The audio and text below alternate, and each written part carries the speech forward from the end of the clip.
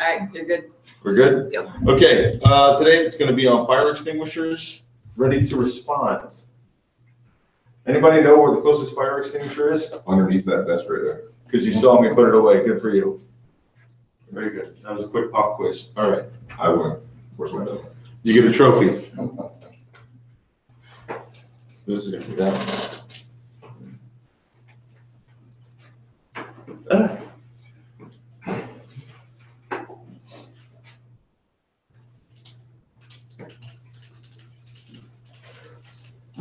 Yeah, yesterday I had to use this for like 120 people, had the volume all the way up.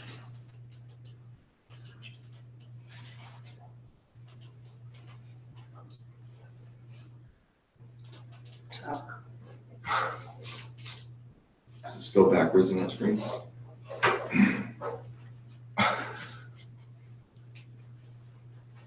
Strange.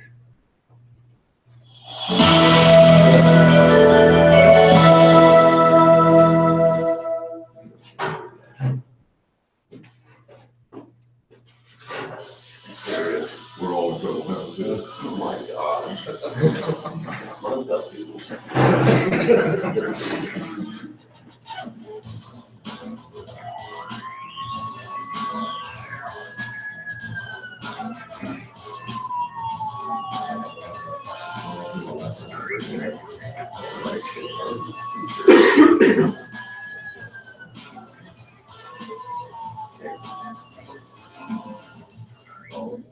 And I know what you're thinking, another safety training to sit through. And fire extinguishers, I mean, doesn't everyone know how to use a fire extinguisher? Well, actually, no. And when you've got a fire on the job, and there's smoke, and people yelling, alarms going off, that's not the time to figure it out. You see, fire's a tricky thing. Putting out a fire means knowing something about what's burning, how it burns, and how you can control it and put it out safely. Before we get into it, remember one thing. If a fire is spreading and you don't know what to do or don't think you can control it, get out of it. Bottom line, we want you safe. All right, today we're going to talk about what makes different fires burn, the 5 different classes of fire, and why you have to use the right type of extinguisher to put out each kind of fire. And we're going to learn about how to inspect an extinguisher to make sure it's ready when you need it, and how to use a fire extinguisher effectively. There's a lot you need to know, so pay attention. All right, let's get to it, starting with how fires burn and what keeps them burning. Here's the basic breakdown. Fires need fuel, oxygen, and enough heat to set it off. This is the key. Take away one of these elements, and the fire goes out.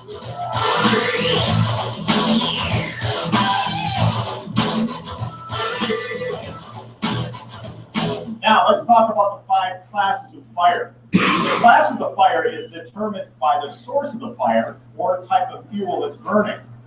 This is important because each class of fire requires a specific type of fuel to put it out. Right tool for the job, so to speak. Here we go. Class A. These are combustible solids like wood, paper, rubber, and basically the kind of material found in dumpsters, garbage cans, and pallet sacks. Class B, these are flammable liquids like petroleum products, gasoline, oil, paint, solvents, kerosene, etc. These are particularly dangerous because these liquids can be ignited by a flame or a stray spark, and these fires can spread fast. Class C, electrical fires. Energized equipment like power tools, switches, appliances, power boxes are even more dangerous because you've got a live current to deal with. Class D, metal. That's right, some metals are combustible, like magnesium, titanium. Even potassium and sodium not only burn at high temperatures, but can react violently with water and some other chemicals. Class K. The K is for kitchens.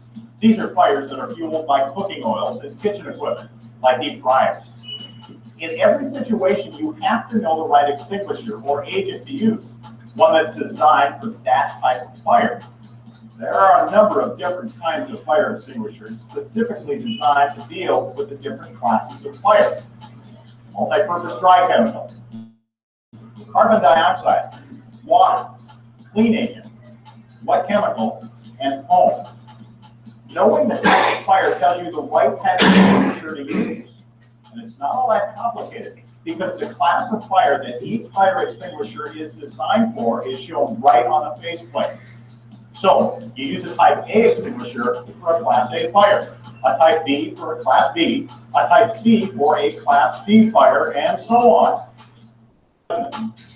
Now, some extinguishers are labeled BC, like carbon dioxide, or ABC, like a multi-purpose dry chemical extinguisher. That means they can put out all those classes of fire. The label will also tell you what classes of fire you should not use that type on. For example, never use a type A extinguisher on an electrical or class C fire. The water or foam applied from this type of extinguisher can conduct electricity, which means you could be electrocuted. It's simple. Match the type of extinguisher with the class of fire and you're set. But you've got to know how to use it correctly and effectively. Not your chance of controlling and putting out a fire. Pretty I mean, like right there. Let's get into it. Most common types are simple to use. You've probably heard of the PASS method. This stands for pull, aim, squeeze, and sweep. Stand back about 8 feet from the fire. Hold the unit upright. Pull out the safety pin, free the hose, and aim it at the base of the fire. Then just squeeze the discharge lever while you sweep the stream of extinguishing agent from side to side to completely cover the area until the fire is out. Now that's the basics, but there are some specific detail techniques for handling different types of fires. With a fire fueled by paper, trash, or rubbish, in other words, a Class A fire, you should thoroughly cover the burning materials with the extinguishing agent to put out the fire. Whether you're using a multi-purpose dry chemical or a water extinguisher, you then need to use a shovel or a rake to turn over the debris, checking for the remaining hot spots, and respray those areas. Class B or flammable liquid fires can flare up when you first hit them with the extinguisher spray. Don't let it throw you. Just start at the nearest edge and work it across the burning surface. Be careful that you do not spread the fire with the extinguisher stream. If you're using foam, make sure it completely blankets the fire so it can form a layer on top of the flammable liquid. Stop your foam stream every so often and allow the foam layer to blanket the surface of the burning liquid. Apply more foam as needed until the fire is out. If you have to put out a Class C fire that is near computers or electrical equipment, you should use a carbon dioxide or a clean agent fire extinguisher. Carbon dioxide extinguishers look like this. And discharge?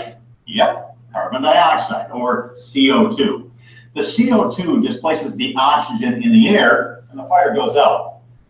Clean agent extinguishers use an environmentally friendly chemical that puts out the fire without the hazards of water or without the possibility of damaging sensitive electronic equipment. A multi-purpose dry chemical extinguisher will work on a Class C fire, but these will leave behind a residue that can harm electrical equipment.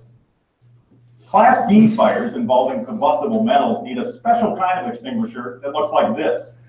Look for the star on the label and check with your supervisor for any special firefighting instructions for the type of metal that you're working with in your area. To fight a Class D fire, you should start about 3 feet away from the fire and smother the burning metal with the extinguishing agent. Pause for a moment, check for any hot spots, and reapply as needed.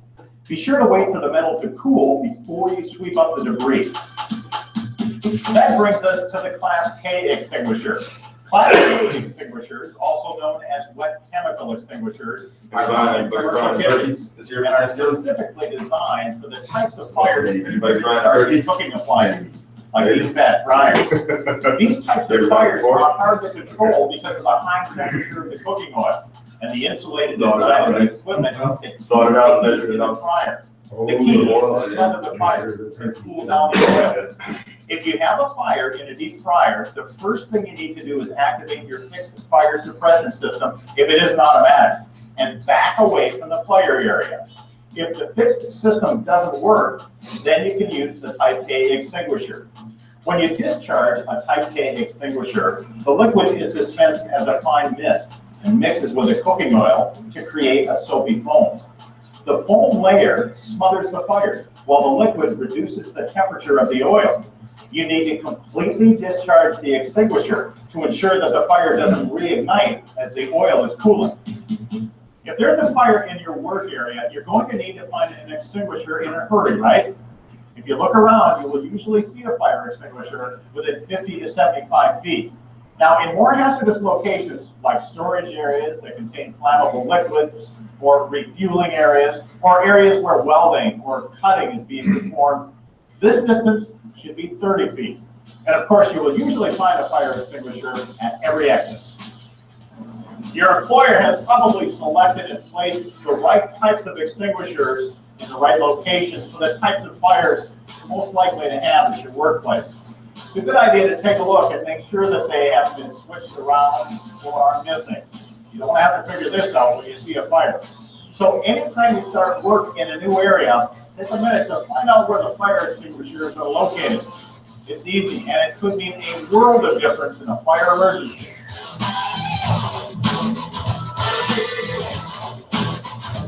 Fire extinguishers need to be inspected on a regular basis. Your company probably has a routine for this procedure. Here's what needs to be checked. Make sure the extinguisher is easily accessible and not blocked by anything. Check the seal. Make sure it hasn't been broken or tampered with.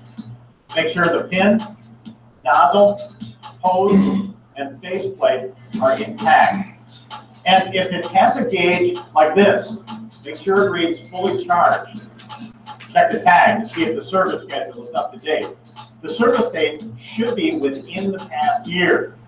If the extinguisher has been used, or even if the seal is broken, you need to treat it as if it is empty. Just take it to your supervisor to get it refilled. That brings us to an important point. Let your supervisor know anytime you have a problem with an extinguisher, or if you see one is missing, empty, or damaged. Again, a little action on your part can make a big difference down the road. You can save a life.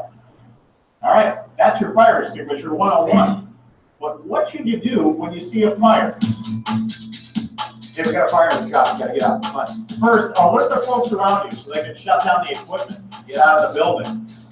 Then you need to activate the building fire alarm or have someone call 911 to get the fire department rolling in case the fire cannot be put out with a fire extinguisher.